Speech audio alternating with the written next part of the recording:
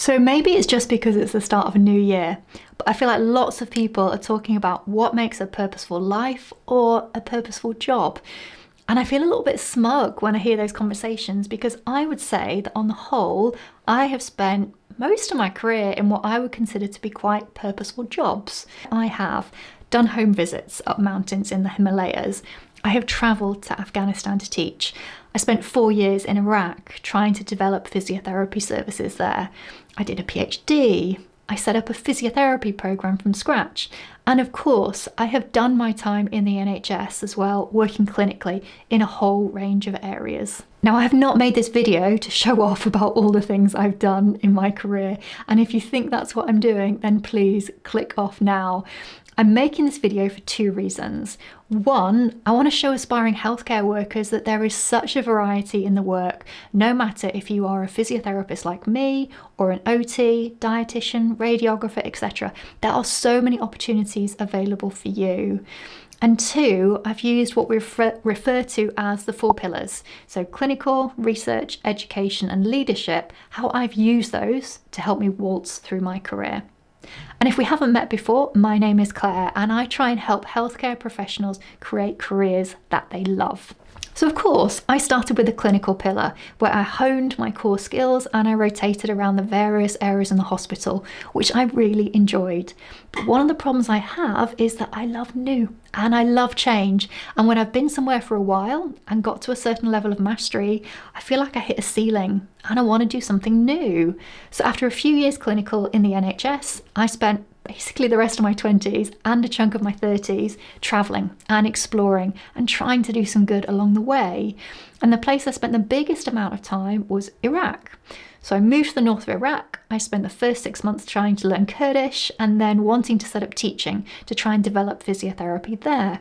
I also started my master's at that time because I knew I needed a connection to keep myself learning because Iraq was quite isolating in many ways. When I came back to the UK, I knew I needed to freshen up my clinical skills. So I did 2 years back in the NHS as a community rehab physio.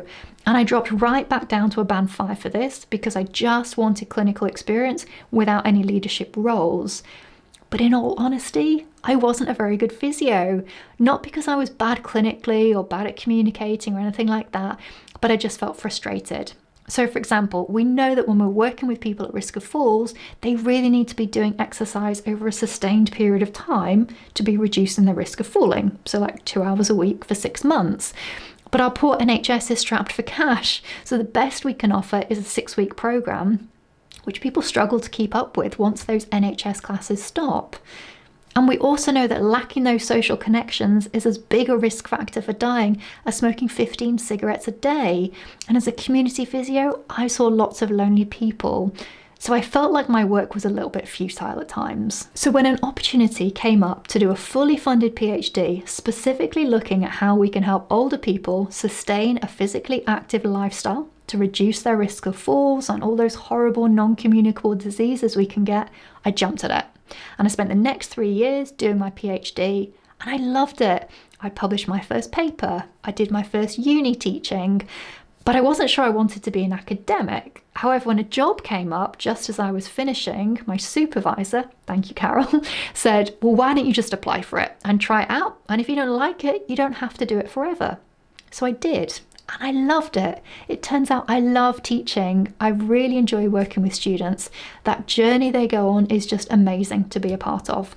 But as always, after a few years, I was ready for a new challenge. So when an opportunity came up to set up a physiotherapy program from scratch, I jumped at it. So I moved to the other end of the country where I worked with a fantastic team to develop and launch a new program, which now has incredible students graduating every single year.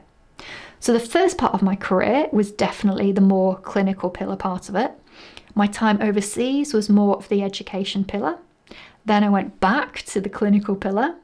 Then I did research with my PhD, so the research pillar. And for the last 10 plus years, I have had this lovely mix of research, education, and the leadership pillar. As I reflect on this journey, I realise there have probably been two important things for me. So firstly, I've stayed curious about exploring some of the challenges you come up against in work. Like for me, wanting to find a better solution to helping people stay active, which led me to a PhD, which led me to a whole different career path. And secondly, it's about mindset.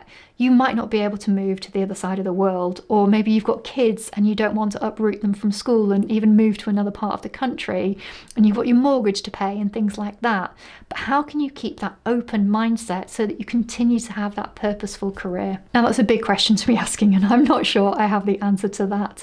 But I think that it's that regular reflection on our careers that help, like what challenges inspire your curiosity and what areas might you explore a bit more deeply to try and create more purpose in your work. So whether you're a student, a healthcare professional, or considering a career change, the opportunities are out there. And I think what I wanted to do with this video was to remind us that our career is a journey and it doesn't have to follow a straight line. It's the twists and the turns that can make it really interesting. And for me, those twists have been guided by curiosity, mindset, and a willingness to explore the unknown. And sometimes it can be helpful to hear how others have transitioned to different roles, but still kept that healthcare thread going. So in the next video, I just want to talk through how I transitioned in a bit more detail from a clinical job to being an academic. So I hope to see you there. Thanks for watching.